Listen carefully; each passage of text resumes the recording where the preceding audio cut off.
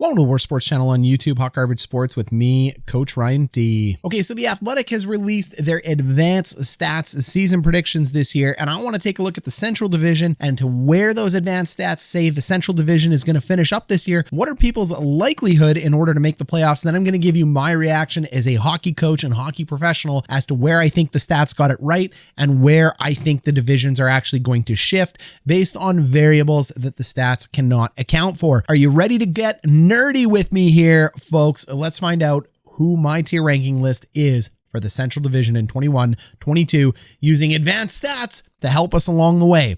Roll the intro. Here's Lemieux. The center penalty coming up. Look at Lemieux. Oh my goodness. And if you're new here to Hot Garbage Sports, consider giving us a like, a subscribe, and join us on our way to 5,000. We offer some of the best in NHL and hockey content. We'd love to hear from you below by joining our Discord. Advanced statistics are one of those things where you either believe in them or you don't.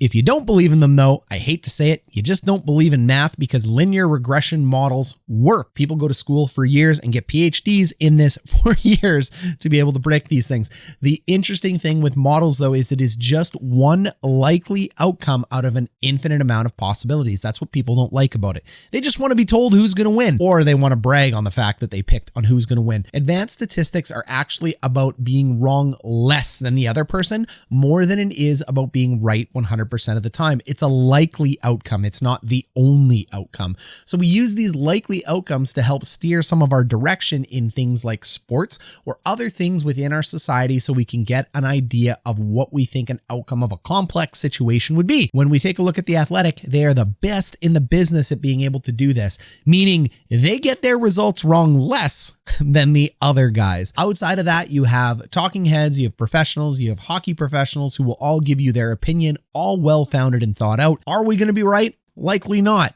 But it's a really fun exercise to go through to see where we rank before the season gets underway. Let's get after it. So the first thing we want to pull up here is the fact that we have a tier list. So what you're taking a look at is a tier list because tier lists, they're the best. Tier lists are the best because instead of fighting about who's going to be second, who's going to be third, who's going to be fourth, we tier them together because there is an obvious drop from one team to the next or one player to the next where we can all more than likely agree that this is a good grouping of teams or players. More than likely. Probably easier than arguing who's going to be 2 and 3. So our tier list: Stanley Cup threat, playoff threat. So you're saying there's a chance, and lottery is our only hope. Based on the Athletics probabilities using advanced statistics, the Colorado Avalanche have a very strong possibility of making the Stanley Cup Finals. I think it's going to be somewhere between 85 and 95%. The Athletic hasn't quite got to the Colorado Avalanche yet, but they have covered the rest of the Central Division. So the Avs are a massive threat to the Stanley Cup this year, but we're only talking about regular season finishes here. We'll do a whole nother tune about this as to who's going to win the cup. So don't focus on the cup because the playoffs is different than the regular season. Then we take a look at the Wild, the Jets, the Stars, and the Blues. They're all a playoff threat, 95 to 99 points, 78%, 62%, 60%, and 56%. That's saying in an infinite universe, 78% of the time, the Wild make the playoffs, 62% of the time in an infinite universe, the Jets make the playoffs, 60% of the time, Stars make the playoffs, 56% of the time, the Blues make the playoffs. We know all of those teams aren't going to make the playoffs, and we know the Blackhawks down below have a 40% chance of making the playoffs. Only 4 of these teams can make the playoffs, maybe 5, depending on how the wild card goes. Okay, likely 5. The Pacific stinks, but 4 to 5 of these teams are going to make the playoffs. Somebody's going to be on the outside. So just because there's double-digit numbers for 7 of these 8 teams doesn't mean they all make the playoffs. It's not how advanced stats work. So there's a world where the Wild don't make the playoffs and the Nashville Predators do. It's just the way it goes. So I'm saying the Hawks and the Preds have a chance. The Coyotes have no chance.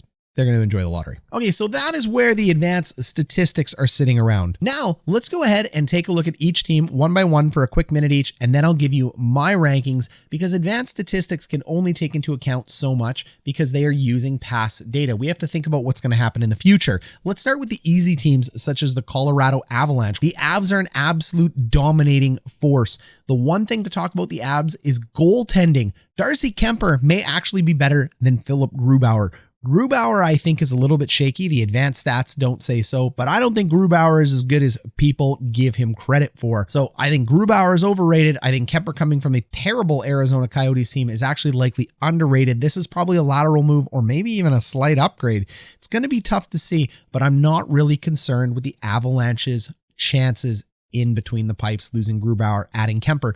They have an incredibly top defensive core. We know they have 3 defensemen inside the top 35. List of my top 30 defensemen above, and we know they have the best first line in hockey with one of the best players in the world. The Avs are absolutely stacked. On the opposite end of that, we have the Arizona Coyotes. The Coyotes stink. The only positive about the Coyotes is the fact that we see Phil Kessel hot dog memes and that their logo is absolutely tight. Jacob Chikrin is also a massive positive. He is the only player on this team worth talking about with any relative skill. I'm sorry, Coyotes fans, if you don't like it. Coyotes fans or fans, singular, I'm not sure, but I'm not poo-pooing on the fans. I'm just a bitter guy who's upset that Jets 1.0, Jets 2.0 behind me, moved to the desert. The whiteout got kept. There's no snow in Arizona, and a whole bunch of bad ownership things ended up happening.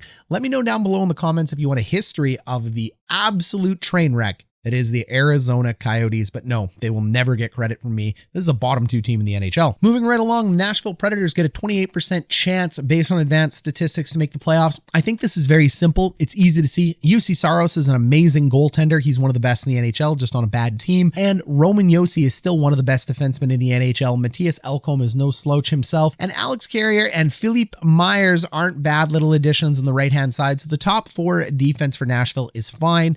Their forward group is actually relatively deep, but it's not good. I wouldn't look at this and say, hey, I love Philip Forsberg, Ryan Johansson, or Matt Duchene, but I also don't hate them either.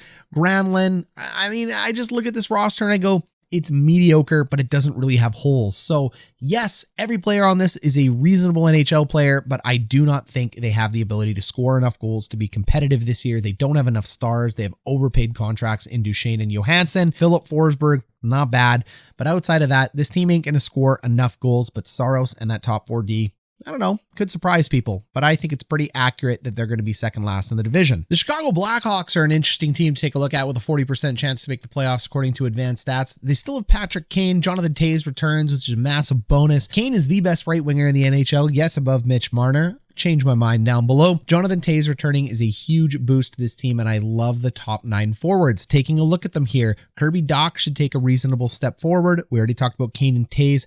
Kubalak and DePrinket, as well as Nylander, are really nice additions into this. You have Dylan Strome and Tyler Johnson, as well as Hagel on your third line. I love this top 9. Their starting goalie is fantastic in Marc-Andre Fleury. Absolutely the wrong move for Vegas to let him go, but Chicago ends up signing Fleury on a safe 1-year deal because they want one last hurrah at the Cup.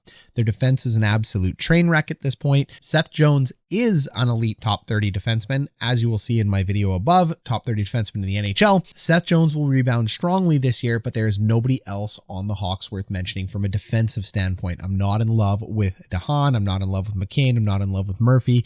And ask the Winnipeg Jets how it goes when you end up having a weak top 6. It is a struggle. It doesn't mean you can't win. It just means it is a massive struggle. The St. Louis Blues are another team built similar to the Blackhawks. I love their forward depth. I actually like their forward depth better than I like the Hawks. I like the top end talent better on the Hawks because Patrick Kane's there, but overall I would take the Blues forward group any day over the Hawks. O'Reilly and Perron are severely underrated. O'Reilly should end up making Team Canada. Brandon Saad he can still get it done. If Tarasenko's attitude is strong enough, Tarasenko still has an elite shot. We've talked many times on this channel about how you don't lose talent to score. Their third line and their fourth line are some of the best in the NHL. The depth on the Blues is fantastic, meaning if they lose a key player at any point in time in this season, they can replace him with somebody else and likely keep plugging away. Their goaltender in Jordan Binnington is super, super strong. Binnington won a Stanley Cup. He is the real deal. He's not as strong as Marc-Andre Fleury, but he's strong enough. Then you go ahead and take a look at their defensemen. Sure, I like Torrey Krug. Great puck-moving defenseman, right up there with Neil Pionk. Sure, I like Colton Parayko. He's an absolute monster. And then it completely falls off, and I hate everybody else, and you should too. It doesn't mean that the Blues aren't a very good team, but they get a better chance to make the playoffs than the Chicago Blackhawks because their forward group is deeper, and their goalie is also pretty good as well too. So, do I think the Blues can do some damage this year? Absolutely. But again, what happens to teams without strong defensive cores? It's not very good.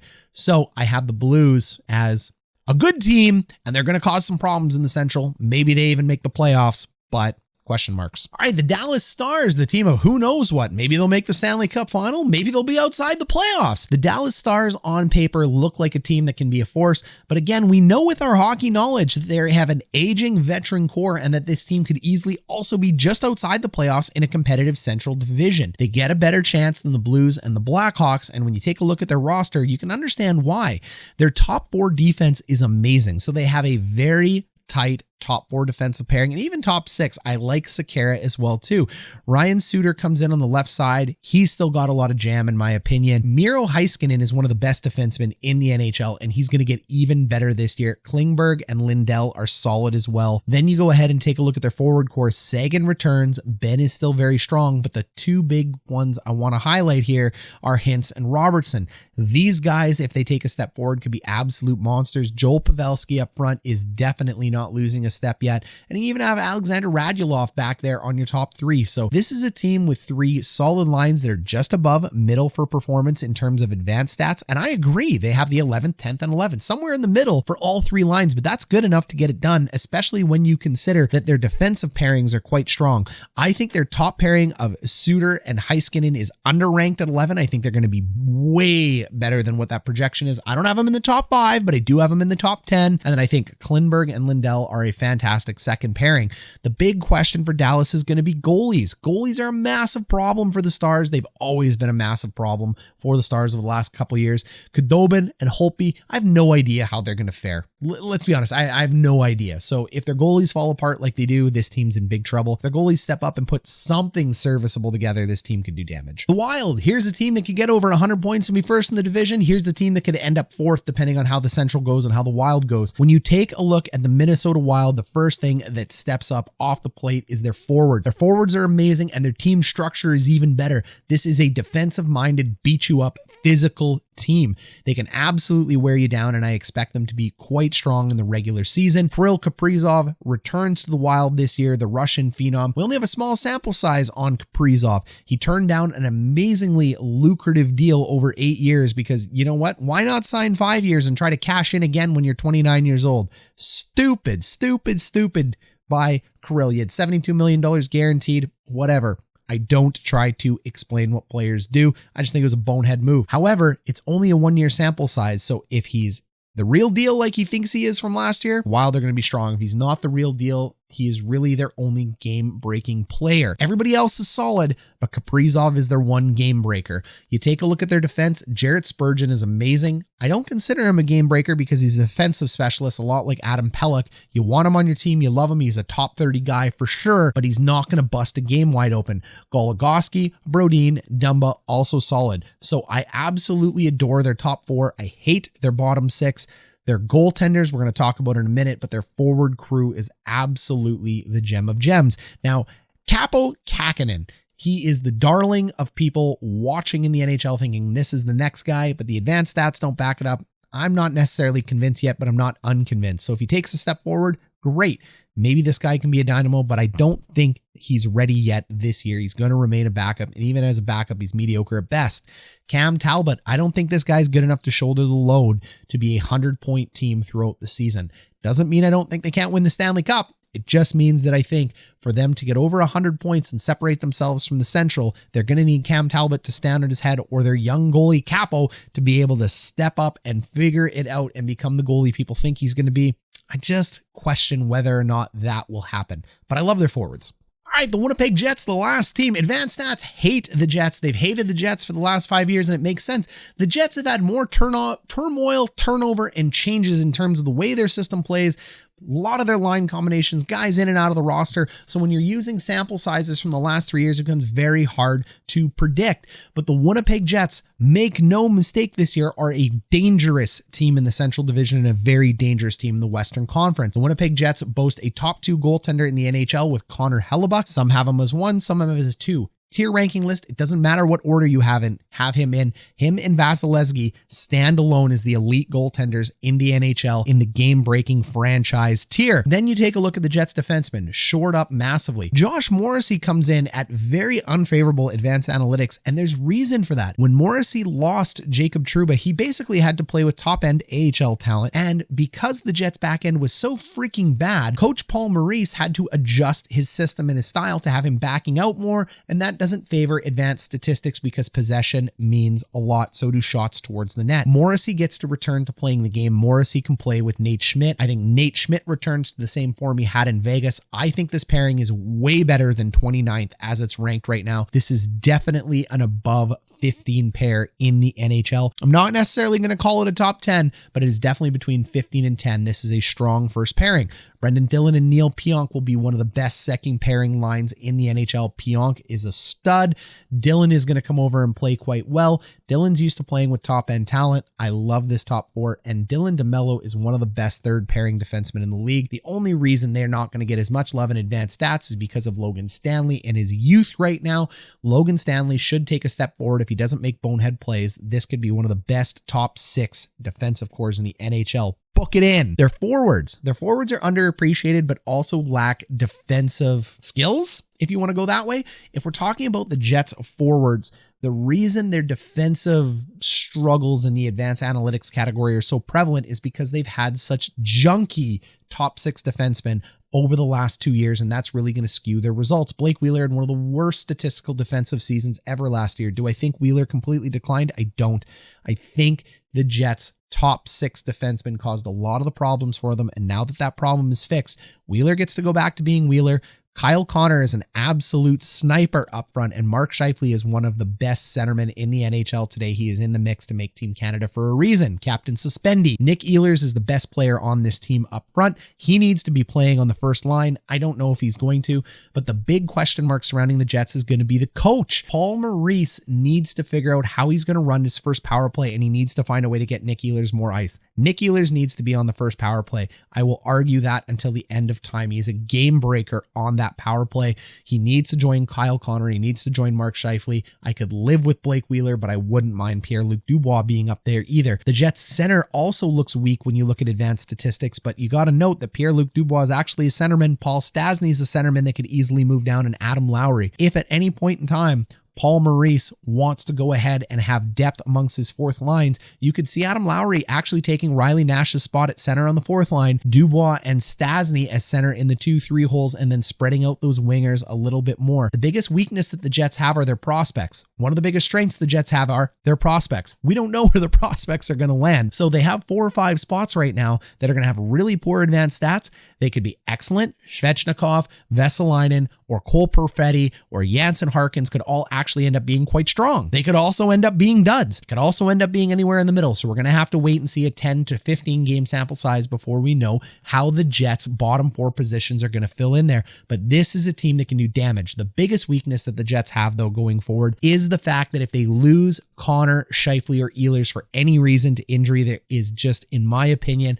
a lack of depth to replace them during that injured time. When I take a look at the Wild and other teams with the deep forward cores, they lose a game breaker. They have another person that can likely step in, at least from a depth perspective. I look at the Jets and go, I'm not really thrilled about Andrew Kopp having to move up to the first line compared to some of the other guys on the other teams. So when the Jets are healthy, they're going to be dominant, but we know they're not going to be healthy all year. All right, so that's it. Let's go ahead and take a look at my final tiered rankings based on advanced analytics and my own personal understanding of this game and where I think they're going to land. So using my same tier list maker, I've broken it up a little bit. I have a Colorado standing alone still at 100 points. Come on, there's no way I can't. Like, if you think Colorado's going to slip, that's great. It's an awesome hot take, but I don't think they are.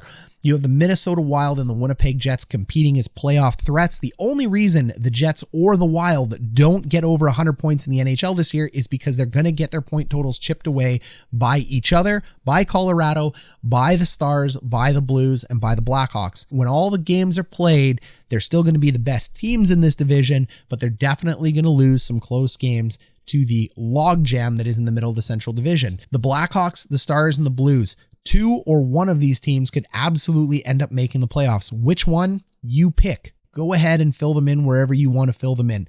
I can't replace the Wild or the Jets with any one of these three teams in the top three. So I see an obvious tier break after the Jets, before the Blackhawks. And if I take a look at the team rankings, I actually like the Blackhawks a little bit better than I like the Blues and the Stars. I just don't like the Blues defensemen, and I like the Blackhawks forward depth. So I don't know. I have the Blackhawks pedigree because of Jonathan Toews and the leadership and the experience the Hawks have in there, but it is likely going to be the Stars, the Blues, but it doesn't matter. It's a tier ranking list. It's a tier ranking list. They're all the same. They're all the same in my opinion. So, and then on the bottom, the lottery teams, which are the Wild and the Preds. I don't see the Preds as any kind of threat. I know they have a 28% chance according to Advanced Analytics. They don't have a chance in my opinion. UC Saros and their top four defensemen are not going to carry them through to the playoffs. I don't see any scoring revelations coming for them. I don't see them being an absolute bottom feeder team like the Coyotes, but I do see them being a bottom team in the Central Division. Okay, let me know what you think. Let me know your tiers down below. Let me know your ranking. Let me know what I got right, what I got wrong. I look forward to reading all of your comments. I read them all, every single one of them, and I respond to most of them. So it's been Coach Ryan D. Thank you for tuning in. We'll catch you in the next one.